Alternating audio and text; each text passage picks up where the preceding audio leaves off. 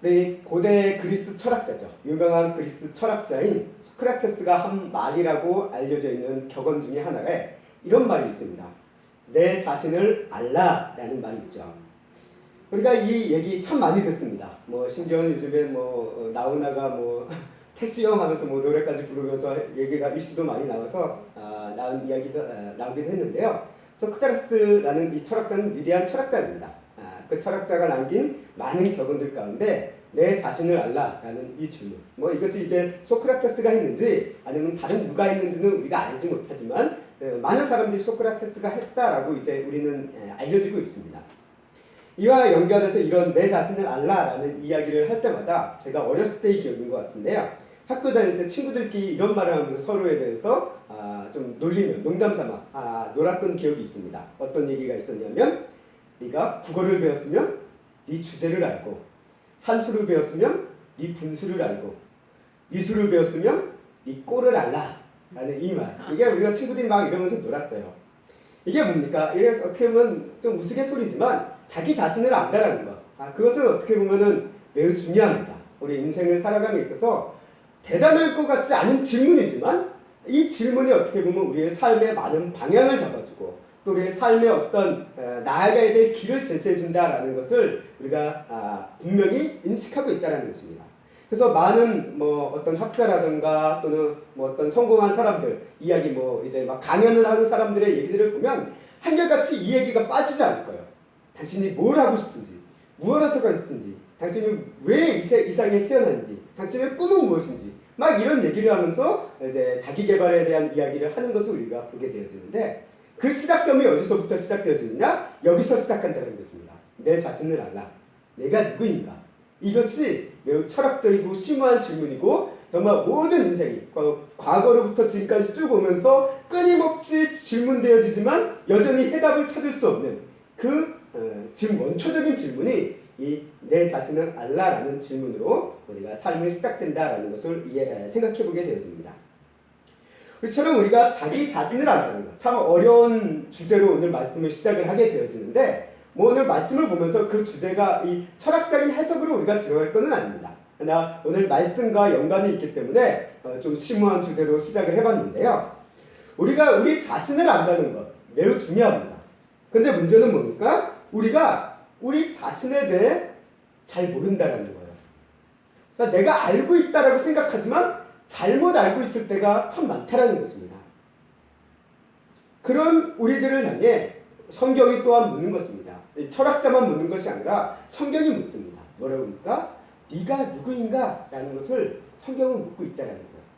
그리고 성경은 그거에 대해서 해답을 줍니다. 철학자들은 다 내가 누구인가에 대해서 해답을 주질 못해요. 여러 가지 이야기들, 여러 가지 자신들의 사색과 어떤 그 논리적인 그 전개를 통해서 나름대로 해답을 찾지만 다 사람마다 다릅니다. 그러나 성경은 그것에 대해서 우리에게 분명한 해답을 제시해주고 있다는 것입니다. 그래서 나는 누구인가? 철학적인 주제이고 매우 다가가기 힘든 주제이고 답을 찾기 어려운 주제이지만 성경은 그것에 대해서 우리에게 답을 해주고 있습니다. 내가 누구인가? 내 자신을 알라? 라는 이 질문에 대해 오늘 이 역대기상을 통해서 우리가 누구인지를 또 이 역대기상이 주어지는 이 역대기상을 듣는 그 당시의 백성들의 상황을 통해서 이들을 향해 하나님께서 말씀하시는 내 자신을 알라라는 이 주제에 어떤 해답을 주고 계시는지를 오늘 말씀을 우리가 산책하며 함께 발견해보자 합니다. 이 자리에 함께한 여러분들은 누구입니까? 우리 부모라면 부모로서의 정체성을 가집니다. 직장이면 직장인으로서의 정체성이 있습니다. 사업을 하는 사람이면 사업가로서의 어떤 정체성이 있습니다. 자녀라면 자녀로서의 정체성, 학생이라면 학생이라는 정체성, 이것을 가지게 된다는 거죠.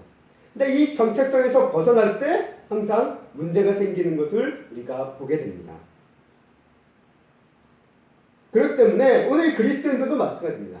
너희가 하나님의 백성으로 하나님 앞에 선 자들로서 너희가 어떤 존재이냐를 마땅히 알게 되었을 때 비로소 우리는 하나님께서 원하시는 삶의 모습, 하나님께서 기뻐하시는 그런 사람의 모습으로 살아갈 수 있음을 성경은 우리에게 이야기해주고 있습니다. 그런 관점에서 오늘 역대기는 이러한 우리의 정체성이 무엇이냐 이것을 일깨워주는 말씀입니다. 우리가 역대기상을 여러분들이 보시면 알겠지만 역대기와 열왕기는 매우 비슷해 보입니다. 매우 비슷해 보여요. 다루는 내용도 공통되어지는 내용들이 상당히 많습니다. 물론 우리가 역대기와 열왕기의 가장 큰 차이를 이야기한다면 역대기에서는 북이스라엘의 왕조를 다루진 않아요. 그러다 보니까 그런 면에서 열왕기와 차이가 있지만 그래도 열왕기에 기록된 어떤 남유다의 왕들의 이야기가 이 역대기에서도 거의 동일하게 기록되어 있다는 것을 우리는 분명히 발견된다는 것입니다. 그렇다면 열왕기만 있어도 충분한데 왜 역대기까지 기록되었을까라는 질문을 우리가 해볼 수도 있다는 거죠. 왜 굳이 역대기까지 기록을 해서 우리 성경을 읽는 사람들을 이렇게 힘들게 만드냐? 조금이라도 빠졌으면 우리가 성경 읽는데 조금 더 수월하지 않느냐라고 우리는 생각해 볼 수 있는데 역대기가 이렇게 들어가 있다는 거예요. 근데 성경에 이것이 들어가 있다는 것은 아무 의미 없이 들어가 있는 것이 아니다라는 것입니다. 의미가 있기 때문에 이 역대기라는 거, 어떻게 보면 열왕기와 공통되어지는 이야기를 다루고 있음에도 불구하고 그것이 수록되어 있는 것을, 기록되어 있는 것을 우리가 보게 된다는 거죠.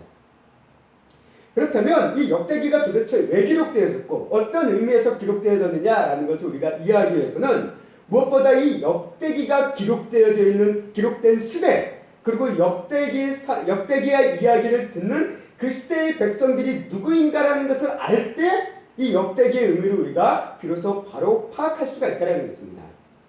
우리가 성경의 모든 기록 연대와 또 기록 대상을 확인하는 것은 그렇게 쉬운 일이 아닙니다.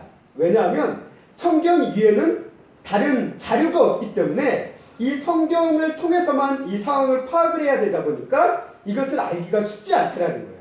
그럼에도 불구하고 나름대로 신학자들이, 학자들이 이런 것들을 연구하면서 연구하다 보니까 나름대로 정통적으로 일반적인 동의를 받고 있는 견해로서 의견이 우리가 통일되어지는 바가 있습니다. 그래서 이 역대기가 쓰여진 시대가 언제냐라고 이제 이야기했을 때 이 역대기가 쓰여진 시대는 바벨론 포로라는 시대, 이스라엘 백성들이 북이스라엘과 남유다가 다 망하고 이스라엘 민족이 이제 바벨론이라는 나라로 끌려가게 되었습니다. 포로로 끌려가게 되어지고 이 포로로 끌려가면서 이 포로 생활했던 시기가 70년인데 이 70년이 끝난 이후에 이 바벨론에 머물고 있는 이 포로들 가운데 일부가 가나안 땅으로 다시 돌아오게 되었습니다. 그것을 우리가 포로 기한이라고 얘기하고 있어요. 이 포로 기한의 시대, 그리고 이 포로 기한했던 이 백성들을 향해서 주어진 말씀, 그들에게 들려진 말씀이 역대기라는 거예요. 이 관점이 없으면 우리가 역대기를 이해하기가 어렵다라는 거예요. 역대기의 맥락을 잡기가 어렵습니다. 이런 관점을 우리가 가지고 이제 역대기를 들어가야 됩니다. 역대기를 바라봐야 되는데, 자, 우리가 한번 생각해 보세요. 이제 70년 포로 생활을 마치고 이 바벨론에서 나름대로 세를 이루고 잘 적응해서 살던 사람들이 그곳의 일상을 버리고 가나안 땅으로 돌아온 사람들이 있습니다. 이 가나안 땅으로 딱 돌아온 이 이스라엘 백성들, 그렇게 많은 수는 아니에요. 그 소수의 사람들 가운데서 사람들이 가나안 땅에 도착했을 때 그들의 눈에 보이는 것은 무엇이었을까요? 뭐가 보였을까요? 아무것도 안 보였어요. 아무것도 없었습니다. 그들의 고향 땅에 도착해 보니까 있는 것은 폐허밖에 없어요. 성전은 무너졌고요. 성벽도 다 허물어졌고 그 찰나는 예루살렘 성, 솔로몬, 다윗성 이것도 아마 다 산산조각이 났습니다.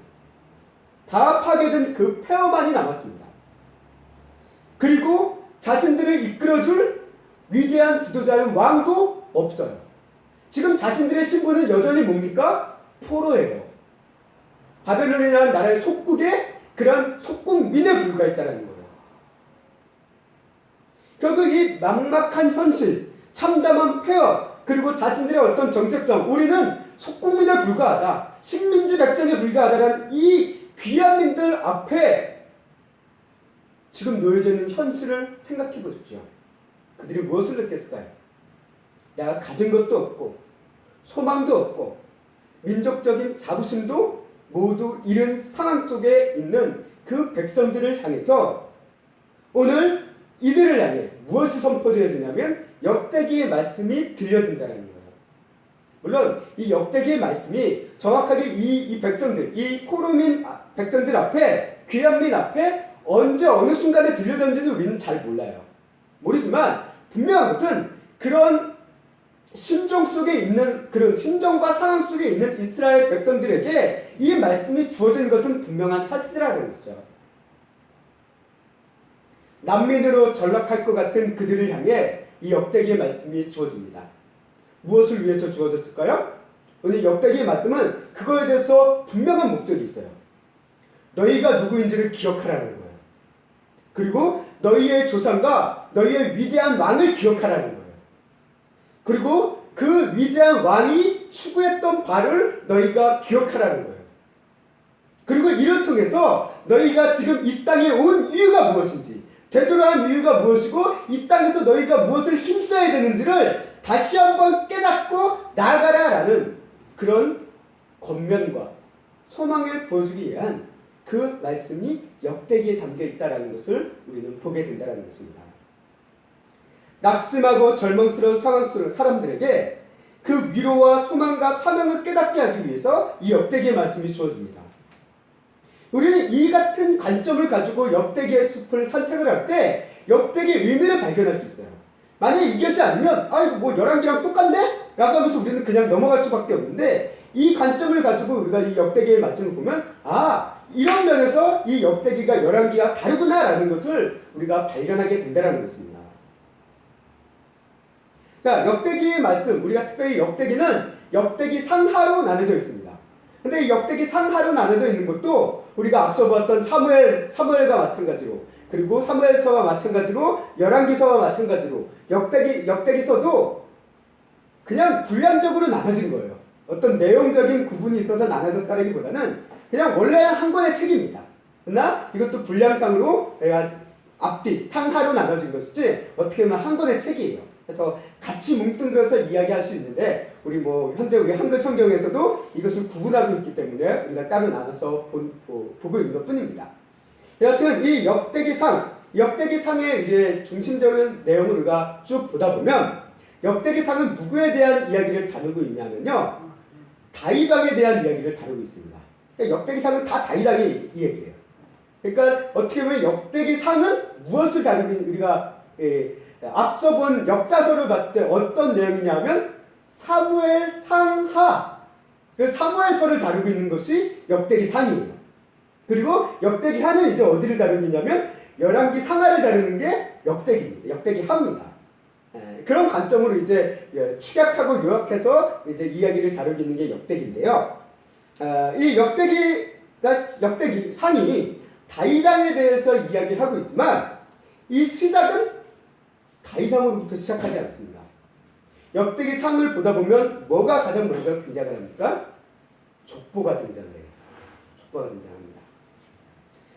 어떻게 보면 우리가 성경을 읽을 때마다 가장 불편하고 또 가장 힘든 부분 중 하나가 이 족보입니다. 도대체 우리 족보를 읽을 때마다 이거 왜 읽어야 되는지 모르겠다라는 느낌을 받을 때가 참 많아요.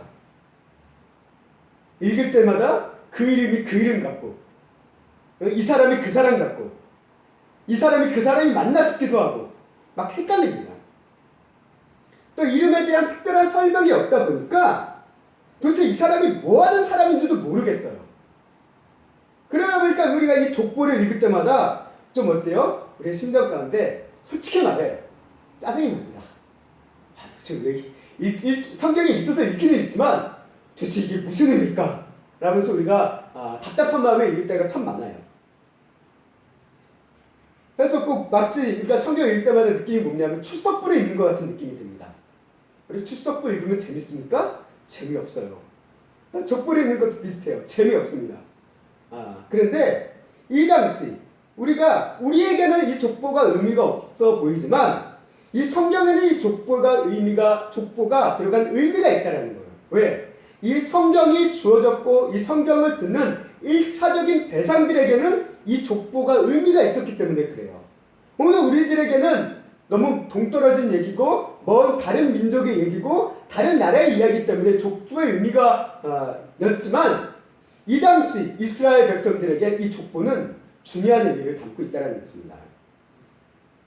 이 역대기 성경을 듣는 자들에게 이 족보의 의미, 특별히 이 역대기에 기록된 이 족보의 의미는 이들에게 어떤 어떤 답변을 주는 거냐면, 이 족보를 통해서 뭘 묻겠느냐? 너희가 누구인지를 일깨워주겠다는 거예요. 니들이 누구냐? 지금 너희들이 이 땅에 와서 아무것도 없고, 우리는 민족적인 자긍심도 없고, 식민지 백성에 불과하다는 그런 낙심에 빠지기 쉬운 그들을 향해서 이 족보에 대한 이야기를 하면서, 자, 너희의 조상들이 이런 사람들이었다. 너희의 민족의 시작은 여기서부터 시작되어진다라는 것을 이야기하고 있다는 거예요. 너희가 누구인지를 일깨워주고 시작하다는 겁니다. 그래서 너희는 아무것도 없는 민족도 아니고, 포로에 살면서 벗어난 보잘것없는 민족도 아니고, 이 족보를 통해서 너희는 누구냐? 라는 것을 일깨워주는 거예요. 한마디로 얘기해, 너희는 근본 없는 사람들이 아니다라는 거예요. 너희는 근본이 있는 자들이다라는 것을 일깨워준다라는 거예요. 이것을 위해서 족보가 기록되어진 것입니다. 그래서 오늘 족보의 시작을 우리가 보면 누구부터 시작합니까? 우리 역대기 1장 1절 말씀을 보면 아담으로부터 시작해요.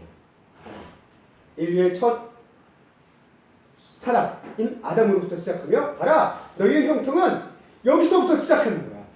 너희의 혈통은 이 아담으로부터, 하나님께서 창조하신 이 아담으로부터 시작한 그것이 쭉 이어져 내려온 그 민족이었다라는 것을 너희는 기억하라는 거예요. 그리고 단순히 여기서 끝나는 것이 아니라 그들의 12지파에 대한 이야기를 또 기록하면서, 이 12지파의 족보의 얘기들이 간략하게 나와 있지만 이 12지파에 대한 이야기를 뭘 강조하냐면요, 그들이 번성하고 강성했다라는 얘기를 중간중간 강조하는 것을 우리가 보게 됩니다. 그래서 우리 성도님들이 나중에 시간 나시면 이 지파, 오늘 역대기에 기록된 12지파에 대한 부분을 한번 살펴보세요. 그러면 각 지파에 대한 이야기들이 길진 않지만 짤막짤막하게 기록된 부분마다 뭐가 보이냐면, 그들이 번성했고 강성했고 용사였다라는 것을 강조하는 것을 우리가 보게 된다는 거예요. 이를 통해서 이스라엘 백성들에게 일깨워줍니다.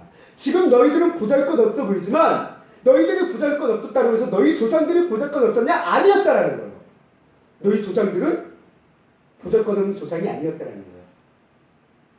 위대한 조상들이었다라는 거예요.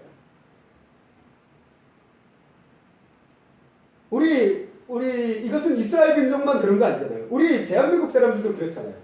우리들이 훌륭한 조상이 있다라는 것만 해도 우리는 어때요? 알게 모르게 자부심을 느껴요. 지금 나는 별거 아니다라 그러도 내 조상이 좀 대단하다 그러면 어때요? 괜히 목에 딱 힘이 들어가고 당당해지는 그런 느낌이 우리에게 있다라는 거예요. 내가 이게 봐도 왕가의 후손이야, 뭐 장군의 자손이야, 뭐 이런 얘기가 왜 나옵니까? 우리 뼈대 있는 집안이라는 거죠.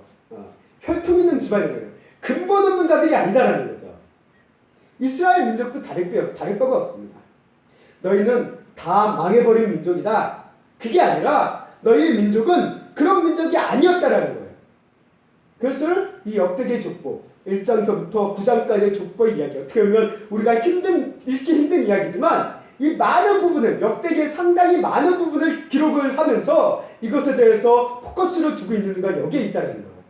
너희가 누구인지를 이 족보를 통해서 이스라엘 백성들이 일깨워주기 위해, 이 귀한 민들을 일깨워주기 위해서 이 족보를 기록하고 있다는 것입니다.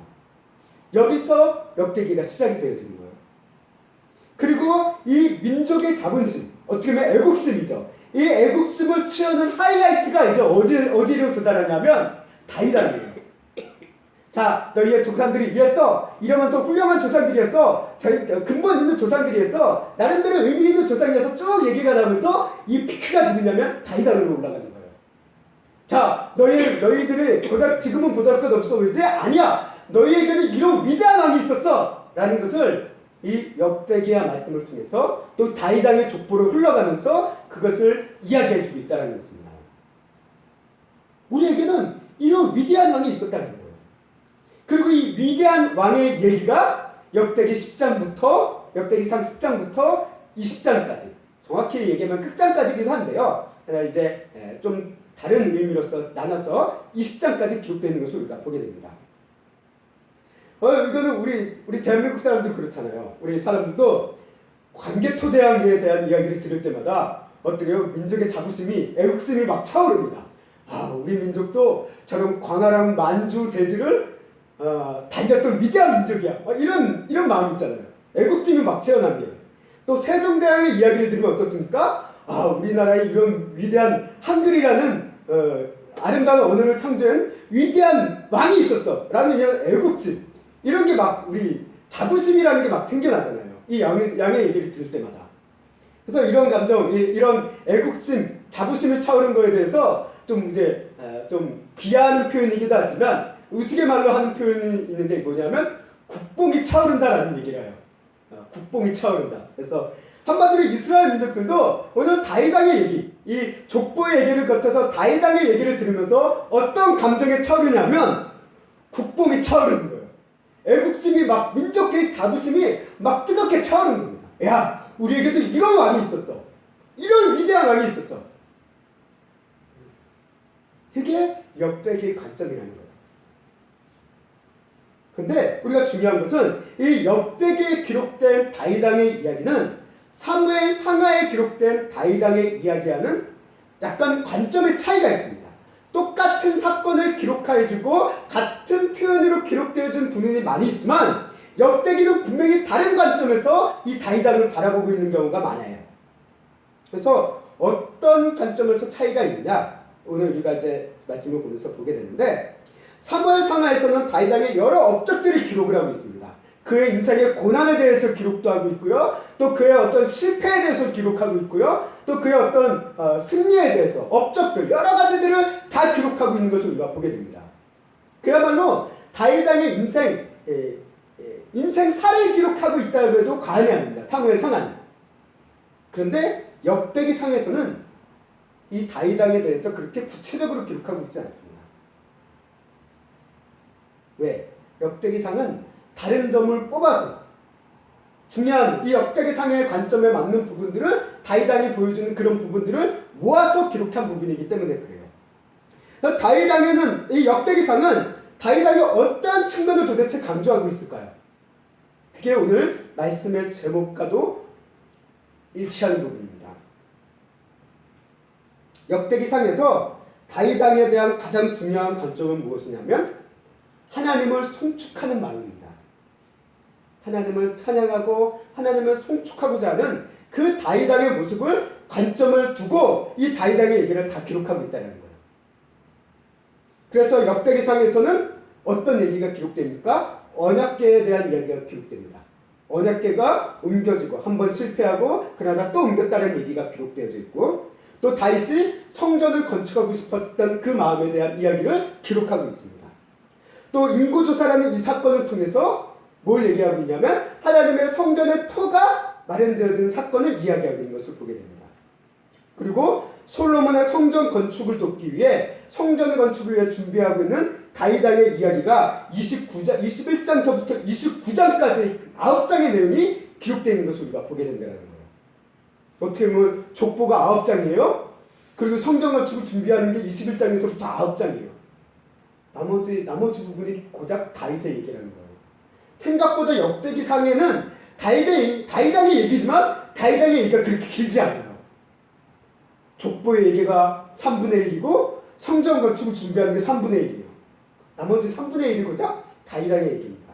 그런데 그 3분의 1의 내용도 핵심은 어디에 있냐면 하나님을 송축하는 내용이 있다는 거예요. 그래서 뭐 찬양대를 조직하고 하는 뭐 이런 얘기들이 그 가운데 다 기록되어 있다는 것을 보게 됩니다. 결국 이 역대기를 통해서 보게 되는 것은 뭐냐면 왕의 업적을 기록하는 것이 아니라 이 역대기는 뭘 얘기하고 있습니까? 예배자 다윗을 얘기하고 있다는 거예요. 그리고 하나님을 찬양하는 예배자로서의 다윗 왕을 강조하는 게 역대기 상의 가장 큰 포커스라는 것입니다. 이게 사무엘 상하의 다윗왕과 역대기 상의 다윗왕과의 가장 큰 차이점입니다. 물론 다른 인물을 기록한 건 아니에요. 역대기 사무엘 상에서는 이 모든 게 다 기록되어 있지만 역대기서는 그런 부분 가운데 다윗왕이 하나님을 찬양하고 예배하는 그 예배자의 모습만 골라서 그것만 모아서 기록해 놨다는 거예요. 그렇다면 우리는 여기서 이제 질문을 하나 할 수 있어요.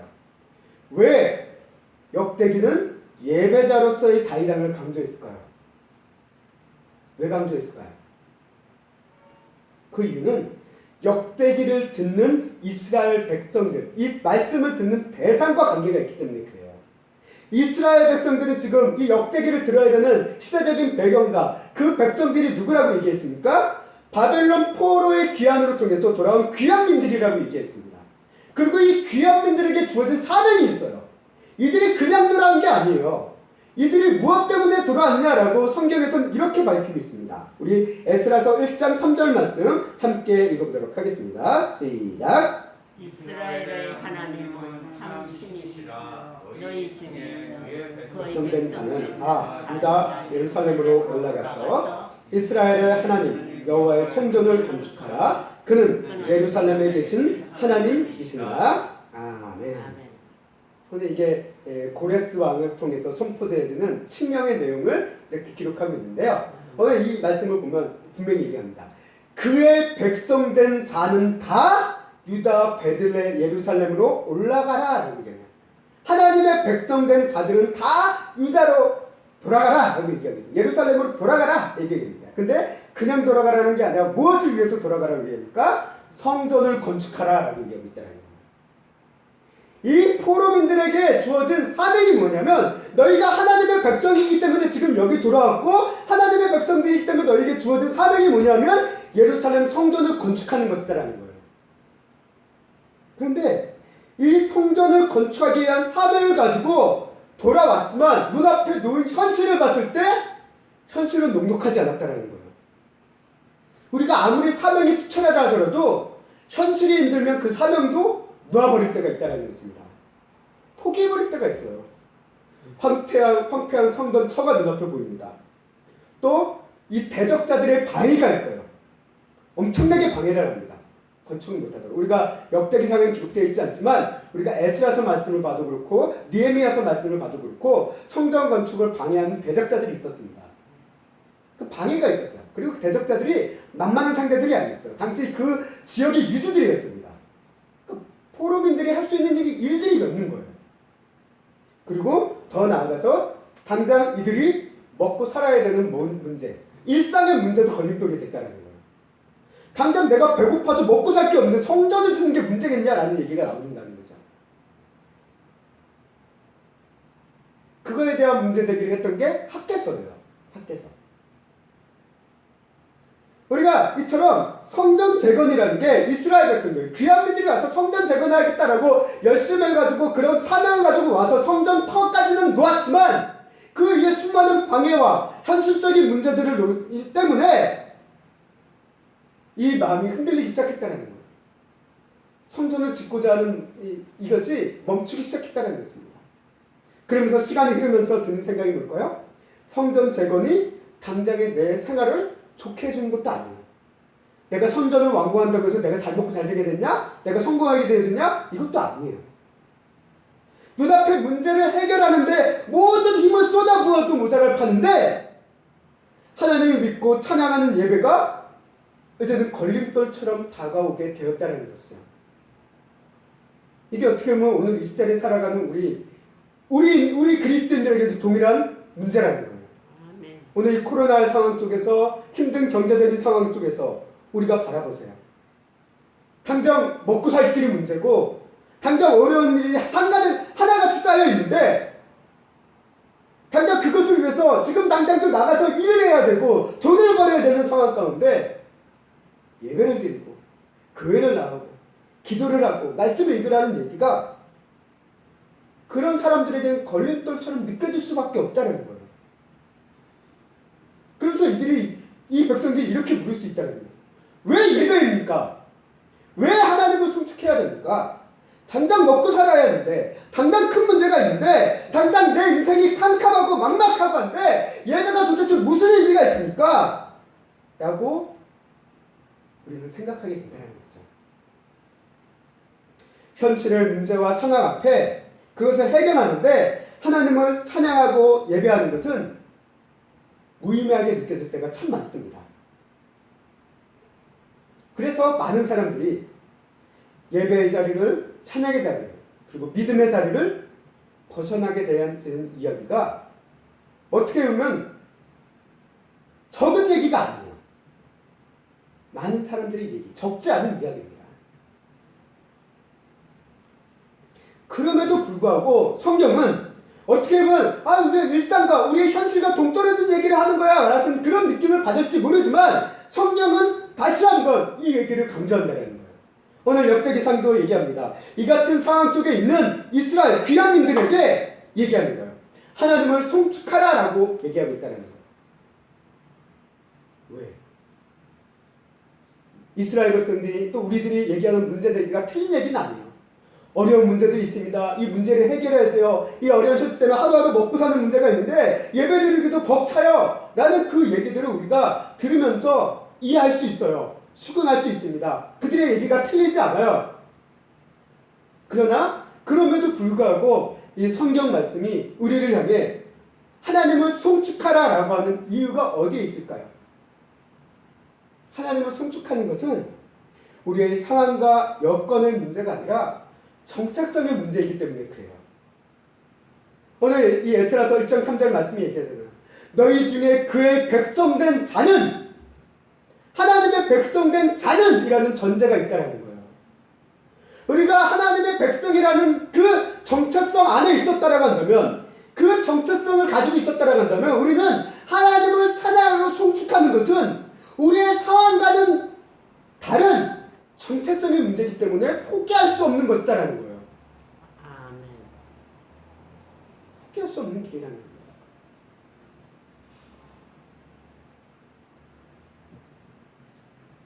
우리가 현실과 상황이 어렵다 하더라도 부모가 아이를 버리면 어떻게 됩니까?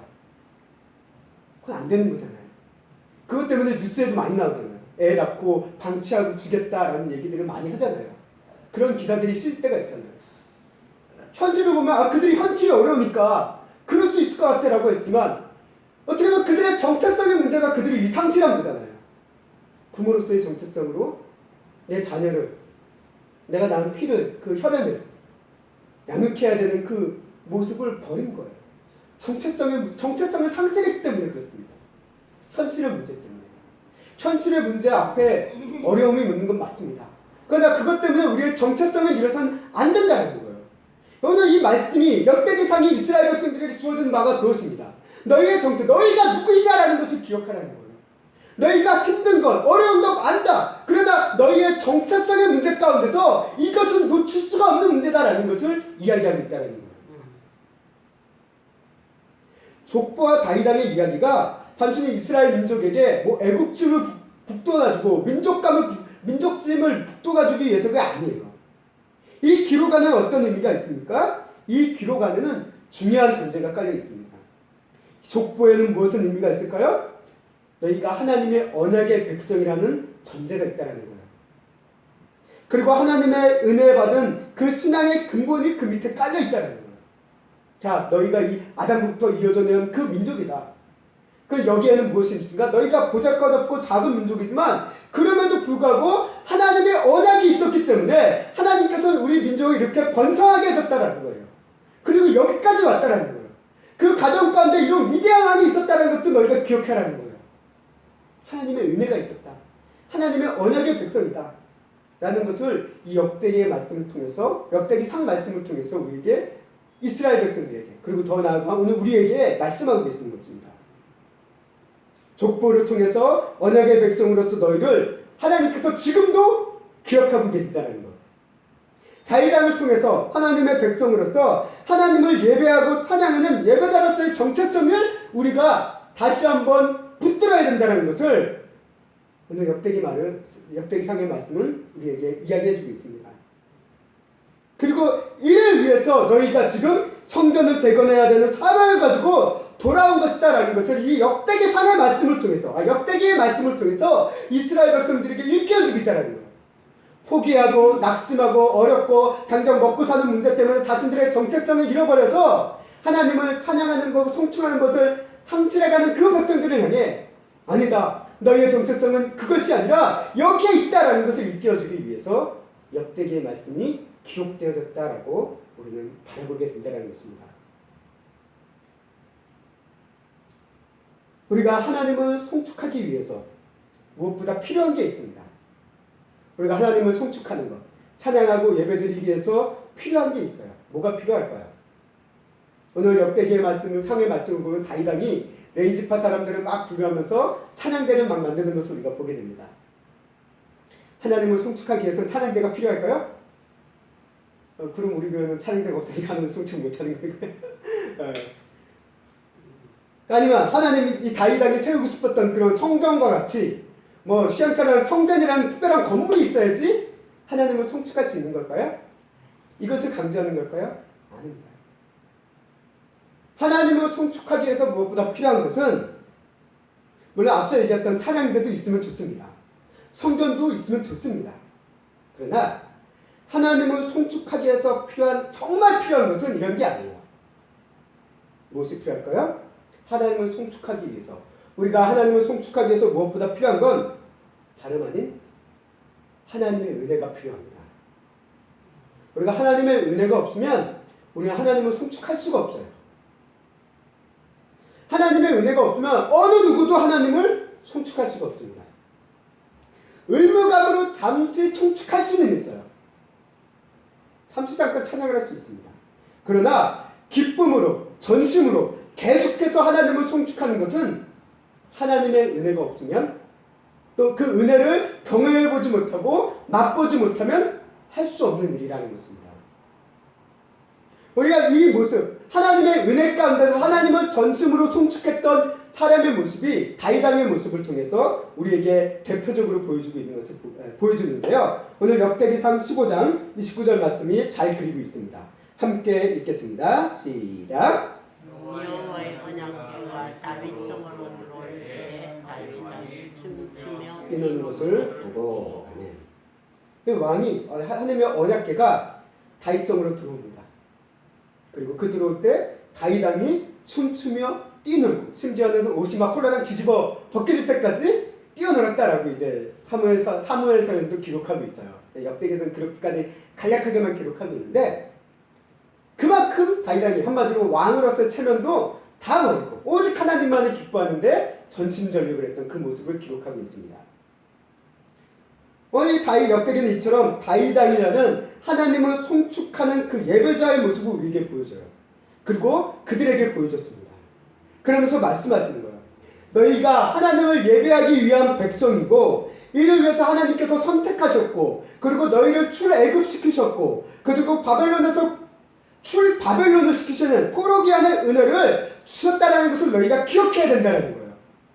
그 은혜 가운데 우리가 있다면 하나님을 마땅히 찬양하는 것은 우리에게 당연한 것이다라는 것을 일깨워주고 있는 사건입니다.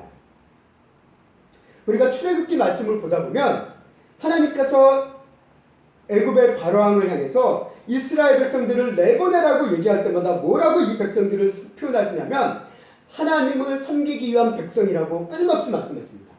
나를 섬기기 위한 백성이니까 내보내라 라고 지속적으로 말씀하시는 것을 보게 돼요.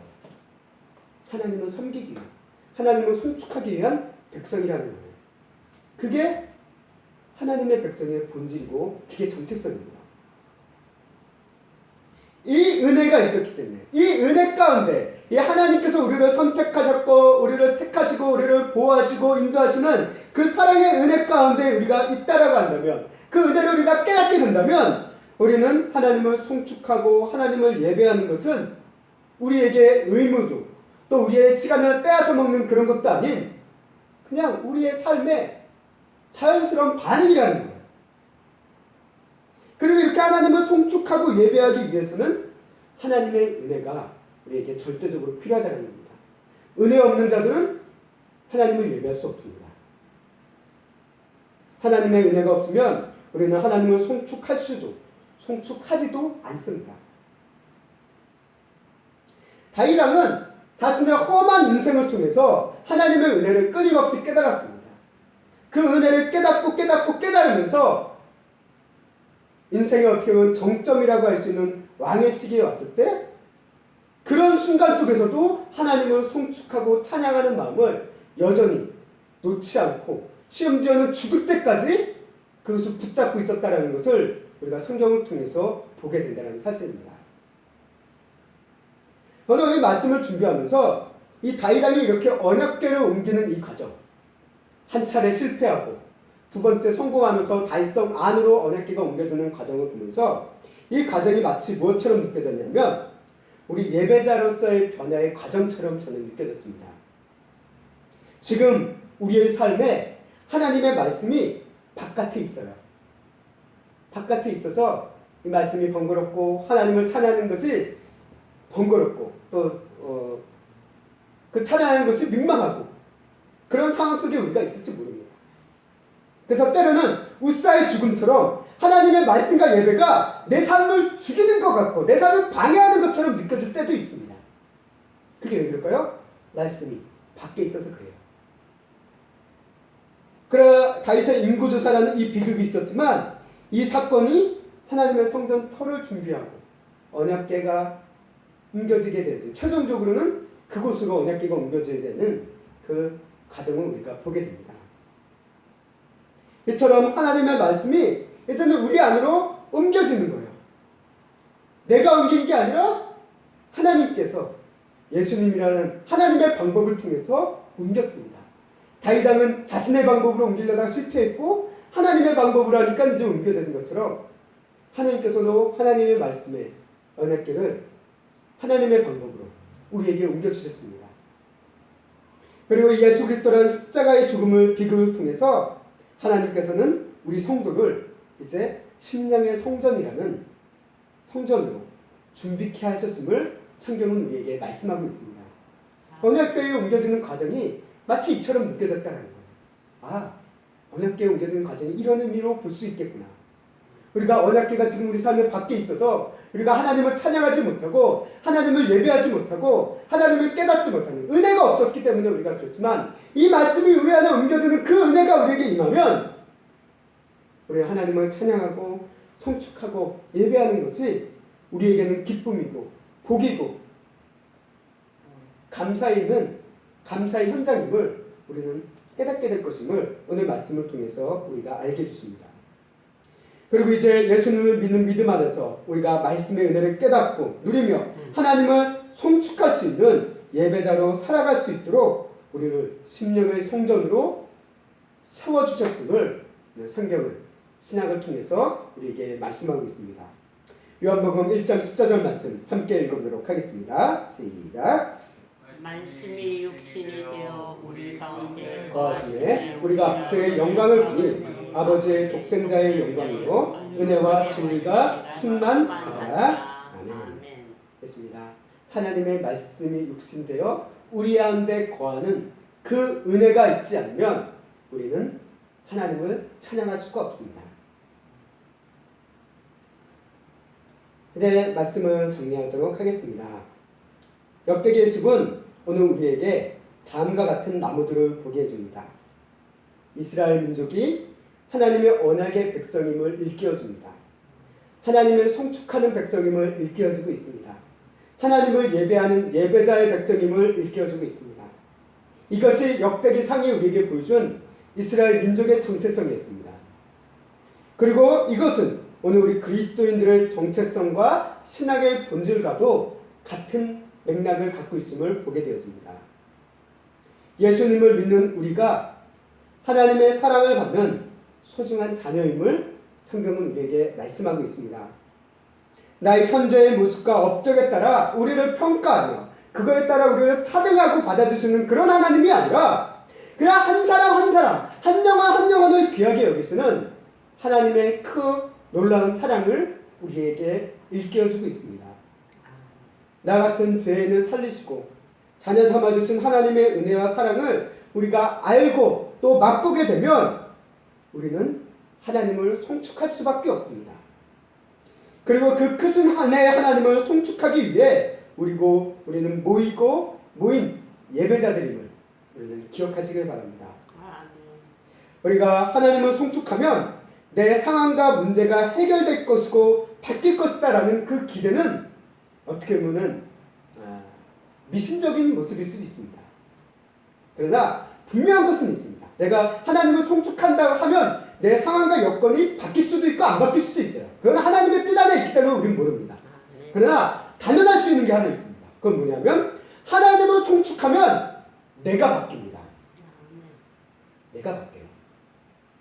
하나님의 은혜 속에서 하나님을 송축하면 어려운 상황과 현실 속에서도 그것을 바라보고 이해하는 믿음의 눈과 생각을 가지고 볼 수 있도록 내가 바뀌기 시작한다는 것입니다. 그렇기 때문에 우리는 하나님을 송축해야 됩니다. 하나님의 은혜를 받아 송축을 해야 됩니다. 하나님의 은혜 안에서 하나님을 송축해야 됩니다. 새롭게 성도 여러분, 우리는 하나님을 송축하며 예배하는 하나님의 거룩한 심령의 성전임을 기억하시기를 바랍니다. 아멘. 우리의 어려운 현실들은 우리 자신을 무가치한 존재, 무의미한 존재로 생각되게 될 때가 많습니다. 아무것도 이루지 못한 쓸데없는 인간, 나 같은 게 살아서 뭐하냐? 하지만 성경은 우리에게 분명히 얘기합니다. 하나님께서는 우리를 사랑하시고 받아주신 것은 아무 이유가 없다는 거예요.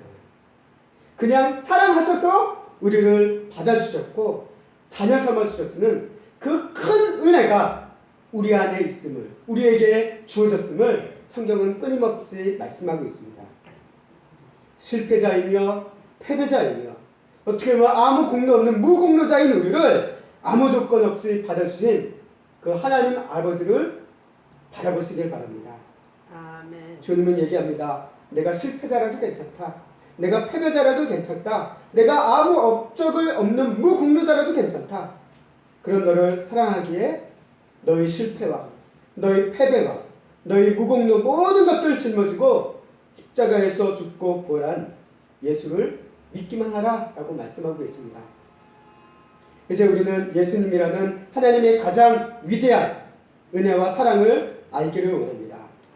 이 놀라운 은혜 아래서 우리가 하나님을 송축하기를 원합니다.